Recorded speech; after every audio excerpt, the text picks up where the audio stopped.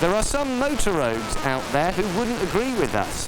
They take cars that are past their best and deal in them to make a small fortune.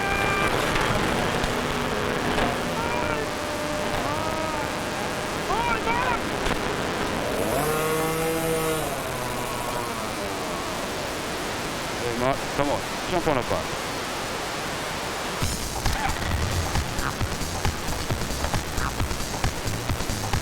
Tonight on Rogue Traders, cars with scars and the rogues who unload them on the road. This rogue has no truck with us. We nearly get squashed, then washed. We lay into the lay-by salesman. Now there's a nice little runner. And looking for something compact, it was dangerous to drive but still sold with an MOT. That's all in the next half hour. This week we're on four wheels. You see, owning a car can mark the beginning of a beautiful journey. Turn right there. I said right. This is not right, Dan. Oh, what's going on here?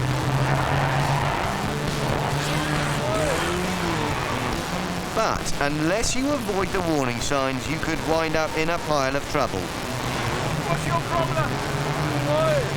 Especially if those signs take you to Colchester and the premises of Anglia Auto Centre, proprietor Ray Neal. Over the last few years, Ray's hire car business has developed a bit of a reputation for renting wrecks, and being prosecuted 3 years ago for hiring out vehicles with defective steering doesn't seem to have put the brakes on his bad behaviour. Now, Ray's risky rentals have left the lady we're about to meet so shaken, she doesn't want to be identified. So what was the car like when you first drove it? As I drove it up the dual carriageway, the steering wheel was vibrating, and as I turned right, there was a loud bang, and then suddenly I had no steering and no braking. I really don't know how I stopped it. I don't know if I used the handbrake or not. And when I got out, I could see that the wheel was off. It was resting at right angles. It was under the wheel arch. Must be quite scary. It was awful. My poor friend, she got out and she was absolutely shaking. And when the pickup van came, he took off the hubcap, and inside was 3 of the nuts off of the wheel. How does it make you feel about that company now, about sending cars out in that condition? Oh, there's no way that should happen. But had that happened to me on the M1 or the M1 Wednesday, I probably wouldn't be able to do it. Ray's empire is diverse. He not only rents out cars, he repairs them too. It's time for some urgent action. To see just what goes on under Ray's bonnet, we're going to send in our rigged car for a bit of work and drive away one of his hire cars. But I know less about cars than I do about performing an emergency gender reassignment. So we need a man whose hands are precision instruments and whose brilliant mind is clearly visible through the top of his head. Come on, guys, we've got to get this one in quick. Steve Lee, car surgeon, the man who puts A and E into mechanic. Usually he takes chronically ill cars and makes them better, but I have a feeling today could be slightly different.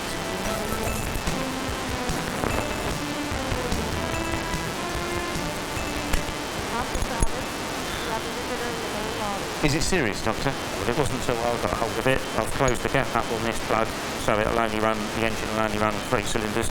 Screwed a nice big screw into the shoulder of this tyre, so it has to be replaced. The tyre on the right rear, put a nail in the middle so that could easily be repaired.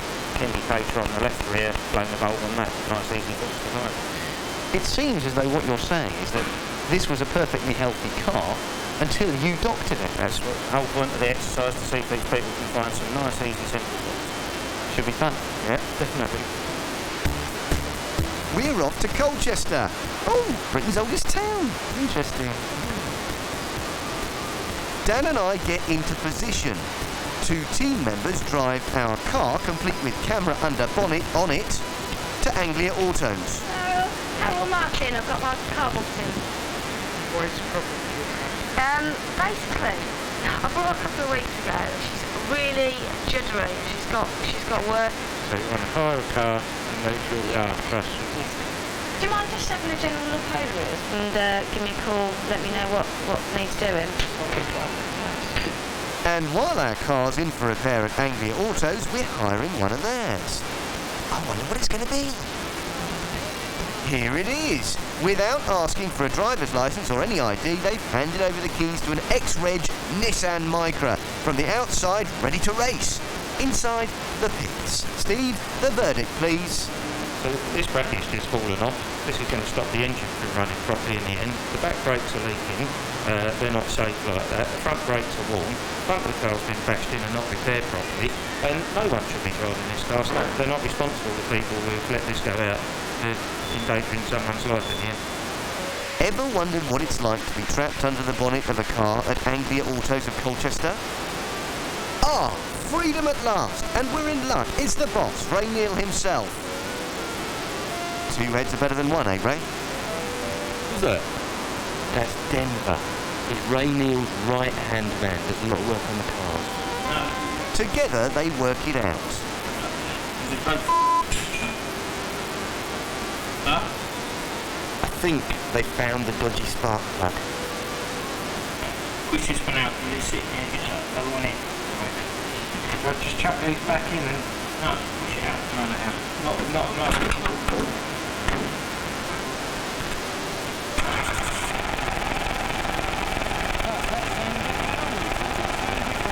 Denver's really pleased with himself because he's managed to change our spark plugs and fix our faulty indicator light. But he and Ray have failed to spot the nails in our tyres. A basic. So you had a check over it. Was there anything else wrong with it? Not what I said. Where was it? Still hanging on. Not always the case with Anglia Autos. The bill's £80 for the hire car and the repair, but our car's still unroadworthy. What's this? Denver's going into salesman mode. 6 cars down this side of sale. Oh, you sell them as well? Yeah. This should be interesting. He usually sells them between about 250 to 300. Use MOT. Alright. There are 2 cars for sale in particular that Denver shows us. One red Ford Escort and one silver Ford Escort. £175. Yeah. But Oh. right, Oh, what's that? that's open one. Oh, okay. Right. It needs some work done to it. Yeah. It's got a temperature gauge don't work properly. So you go down the road, hopefully not realise the gauge is working right. But what gauge is saying is because it was still text, we lent it to a customer. And the customer came back just to phone about it. So they know there's work to do on these cars, but they still let customers drive them. That's 250. That's year's MOT today. Denver shows us one of his other classy numbers, the J-Reg Silver Escort. This one just had new discs, new pads, new rear shoes, and new rear cylinders. All brand new. Oh, Johnny, is it quite old? A bit higher than the red one. 65761. Denver, that mileage is clearly wrong. The car's been round the clock, so it's done 165,000, not 65,000. And there's nothing wrong with it, and it's safe and everything. Well, it's just gone through an MOT. They are quite strict on the MOT. So. Yeah, we'll see about that. Are these old hire cars? No, what it is, this is one that bought in. We can soon find out if that's true too. The car's £250, so let's buy that bad boy. Sounds fantastic. Here's our plastic. You can't take it on card. Oh. Take it on card, otherwise it's going to charge you that. Oh. Do you think he might be trying to encourage us to pay by cash? Right, let's get work out 325 on card.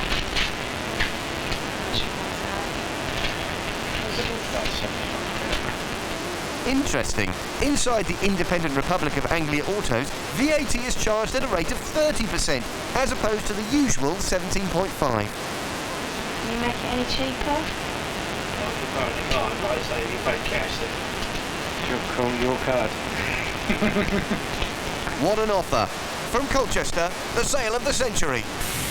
Yes, ladies and gentlemen, this could be yours to drive away today. Let's have a look at some of those features. Dents.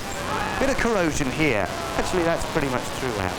On the back, special sporty aerodynamic spoiler trim. Also, a sunroof. And this is a feature I think you'll really like. Let's show it to them, Daniela.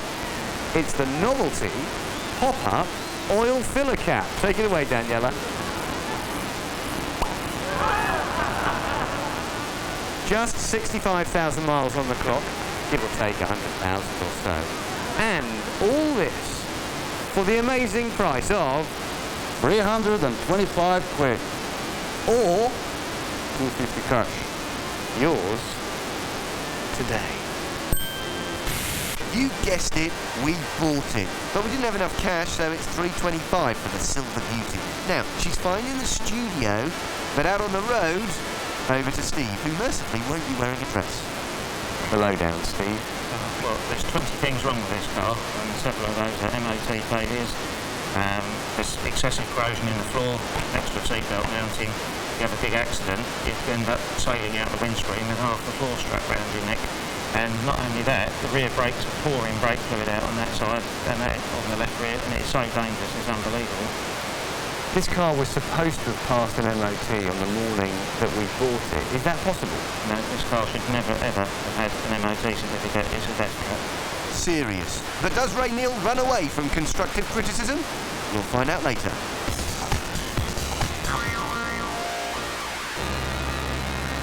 Of course, some car dealers don't even need a garage for their business. A lay-by will do. There are motors being sold this way across the country. Ever been tempted? Even if you haven't, the guy who's driving towards you on the other side of the road might have. He might even have bought it from this lay-by in Colchester, home to two dealers, Paul and Andy. For that kind of money, I just bang them out every day, you see. Cheap as chips, It doesn't seem to bother Andy that it's now a criminal offence to sell two cars on the roadside within 500 metres of each other. I go in and I'll buy half a dozen a dollar, Clean them up, put them up here, and sell it. Must be good business. Not too bad, mate. Is that yours? Is that your room? You'll be all right, isn't it? That's not too bad. Not bad business for his lay-by neighbour, Paul, either. He's had 25 cars for sale over the last 3 months. One of them, this yellow Vauxhall Astra, has caught our eye. We know that it was sold at auction a month ago with 145,000 miles on the clock. Now it's showing 85,000. Strange, eh? So what will we be told when it comes to be sold? Is this full-time job or? Yeah, for my... Oh, no, not for cars. No. I do roof time. He's a bit confused now, Paul. So yeah, I was just pushing it so right slightly. Oh, See, there's a little bit of give. oh yeah. What should you give that? Not true. Tyres are all good, aren't they? Yeah. Oh, yeah. What's that on that? Oh, it's just Tipex, yeah. Tipex on an official document. 85,000 miles. Ain't bad, is it? Not bad, but not true. This beast's done at least 60,000 more miles than that. But I like yellow, so let's buy it. Guess that just leaves a watch catching my head. How much is that, 525? I think it's 525. I'm sure it is. I can. Oh, don't worry about counting It's again. 20. I'll pick that up. Right, mate, take All it right. easy. Don't forget to put petrol in it, will you? Yeah, I'll wait. No, right, then. Take it easy. And you. Set up. I wonder if our new car will run as well as Paul. Steve! I like this car, very sporty. No, it's not. It's very horrible, actually. The anti-roll bar link bracket is broken off, and that is really dangerous like that. The handbrake cable is all frayed on this side and the other side. Then the exhaust is just about to drop off, so if the brakes don't get you this will drop off into the road, and then it could launch the car up in the air. If the tyre's not been repaired properly, then you could end up with a blowout, another dangerous thing as well. See, what I don't understand though, Steve, is if you look at the mileometer on the clock, it reads 85,000 miles. That seems like a lot of wear. But if you look at the numbers on the clock carefully, you'll see they're out of alignment, which is a good indication it's been clocked. when you look at the condition of the car underneath and the steering wheel, which is even shinier than my head, all those things add up to saying it's done more than it's on the clock. You're right, Steve. It is clocked, and Paul knows it. He'd left some old MOT certificates lying around in the car that showed it had done over 100,000 miles 6 years ago. So, as well as breaking the law by selling an unroadworthy vehicle, Paul's committing a criminal offence by knowingly selling a car with a false mileage. If that isn't enough, he gave us an MOT certificate for a completely different car. This one's for a black Vauxhall. Ours is yellow. What will he have to say for himself when we catch up with him later? Now, remember the stunning silver Escort Ray Neal sold us. His man Denver told us a customer had brought it in with 65,000 miles on the clock for an MOT. Sadly, not true. We tracked down the customer, and she tells quite a different story about the car she called Eric. What kind of condition was he in at the end? He wasn't in the best condition. He'd actually done over 150,000 miles. He wasn't safe to drive, and I didn't think that it would be fair to sell him on to anybody else. So I thought the only way to sort of get him on the drive really was to scrap him. What did you do next? I took him to Anglia Auto Centres in Colchester. I think we know the facts. Well, Katie, you thought Eric was gone. You thought that was the last you'd ever see of your old friend Eric. But I'm delighted to say but that's not the case, because if you look here he comes. It's Eric, your car, back from the dead. Isn't that marvellous? You thought it was done brilliant. for. Got your car back. Amazing to see him again. Pleased to see you, isn't it? It's like flying the ointment. You see, Eric is unroadworthy, and we just bought him for 325 quid from Anglia Auto Centre of Colchester. So he is going to have to be scrapped now. Sorry about that, Kate. Take it away!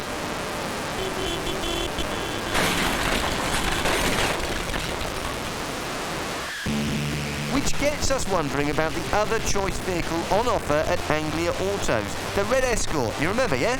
We decide that it deserves a second look. After all, we need a car. So, back to Colchester. As usual, Dan and I set up round the corner while one of the team calls on Ray. And this time he's got some cunning advice for our potential purchaser. Running around for some days, no tax man. If you get pulled out, you can go and say, I'm going to tax it.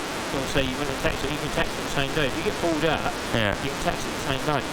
Because they don't know.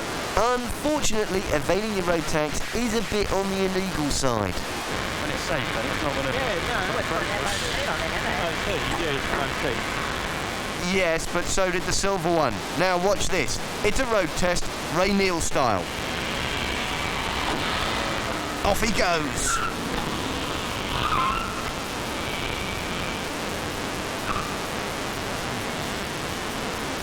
You want a new car though, Brad? 50 quid? No, just a safe one. Wow. Well, it worked. Something in earlier for one. No, I just need a little...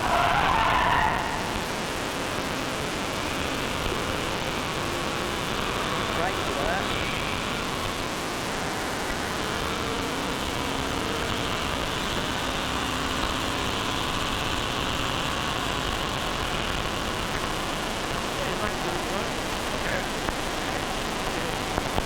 That's one way of testing it.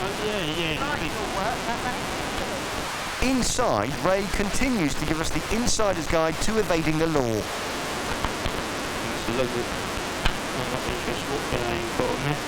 Yeah, I'll take it. 50 cash. I've got a card.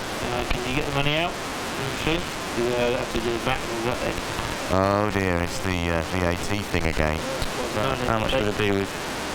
none of that, you have to put the right name and address on there. Yeah. If I do it for a card, I've got to put a card on there, so it's up to you. So now we don't have to give a real name and address either. It's like buying a car in the Wild West, isn't it?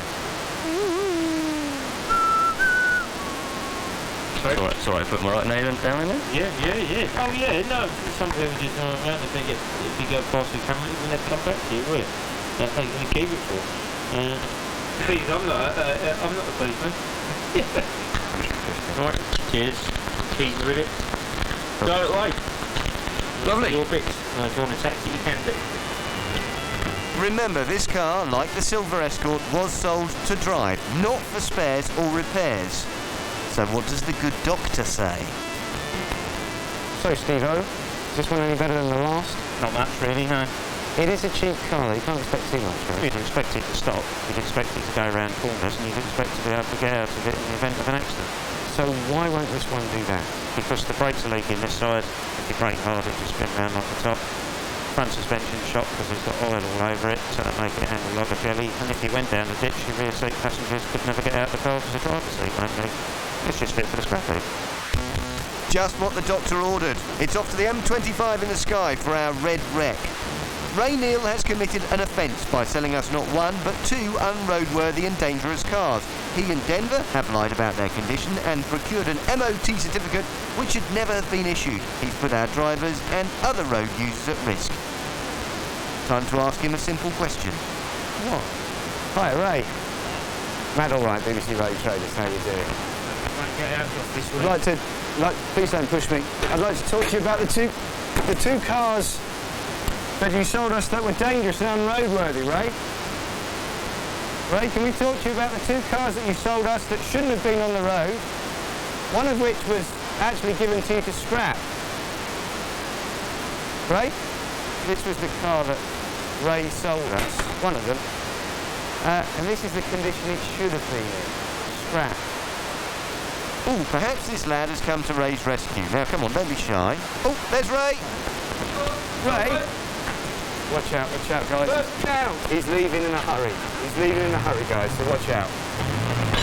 Watch out, watch out.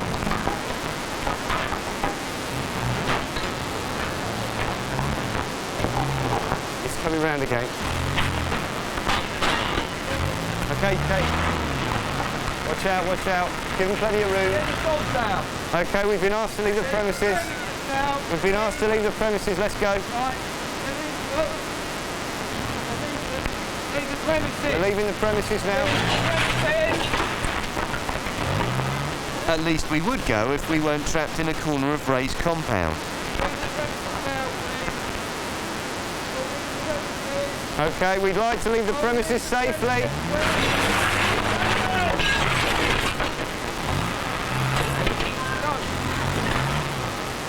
Okay, the next chance we get, we should leave quickly. We should go quickly. We need to go now. If Ray will let us leave safely, we'll go. Ray has now reversed the truck at us several times. We've been told to leave the premises, but we don't know if we can safely. We're going to try and leave. Move. Let's move.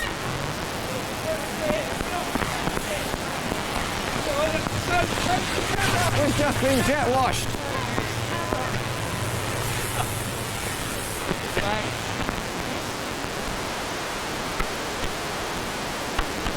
So don't go that way. You might trust that the road car, we've got the recovery truck there. Keep there going. We've just been jet washed by Ray Neal, and he attempted to run us over with his recovery truck, so I think we can safely say he didn't take the criticism terribly well. Ray Neal denies any wrongdoing and says he has lots of satisfied regular customers. Now, if you're wondering how his Silver Escort ever passed an MOT, so are VOSA, the government body responsible for regulating MOTs. They examined the car and are now taking disciplinary action against the garage who issued the certificate. But you have to ask, how do cars like these slip through the net? VOSA tell us they're now introducing a computerised system to tighten things up. Of course, there's still the matter of our friendly roadside retailer, Paul. His yellow Astra was sold with a false MOT, a false mileage and dangerous faults which should have kept it off the road, all criminal offences, and all of which means Paul might be reluctant to talk to me face to face. Time to wheel out my alter ego, Roger. He's in the market for a lay-by bargain. So who you going to call? Colchester Paul. What's the mileage on it then? 86. Jump in. Let me have a quick look over it.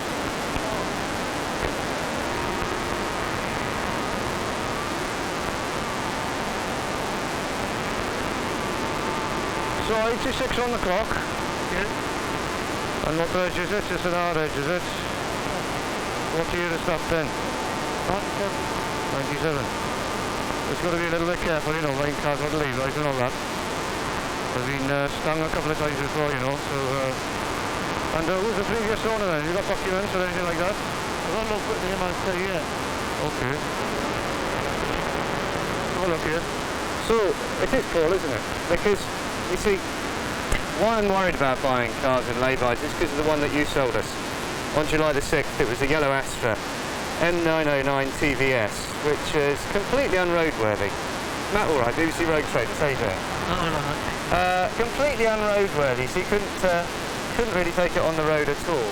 It read 85 on the clock when you sold it to us, but it had actually done 145 at the point when it was sold in auction.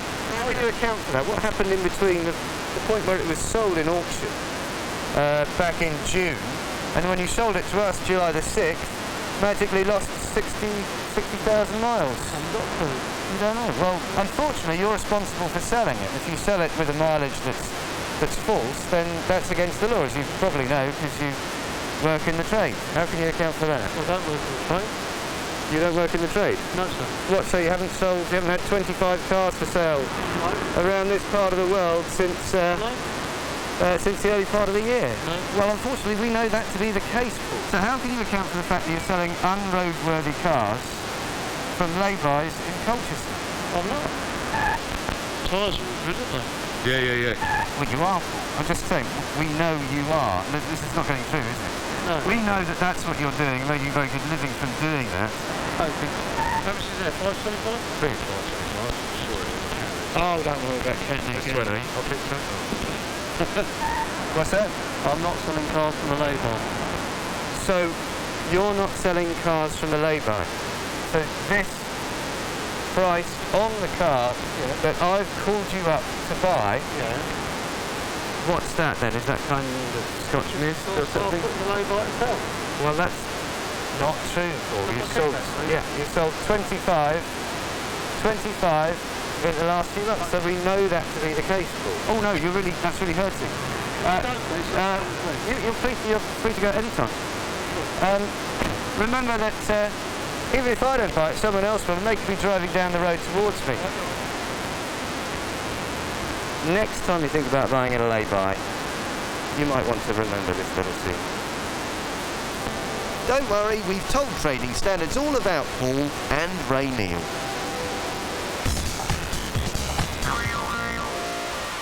You see, Mum?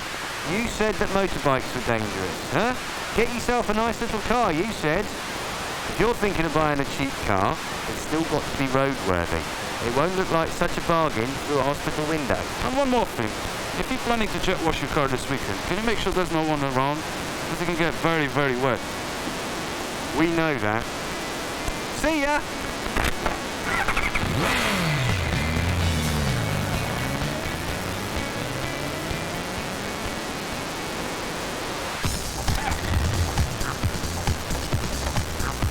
Next week on Road Traders, the salesman who won't take no for an answer, He was pressurising right till the last minute. and you bully old people into buying their beds. Keep ignoring your health, you end up in a nursing home, people wiping your bottom for you. So Roger shows one of them the door.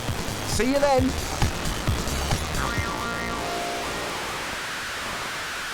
BBC One Wales with the last in the series of Trauma next. Catch the CCTV footage straight through to the grid, getting Tomahawk on a secure line, red flash the entirety.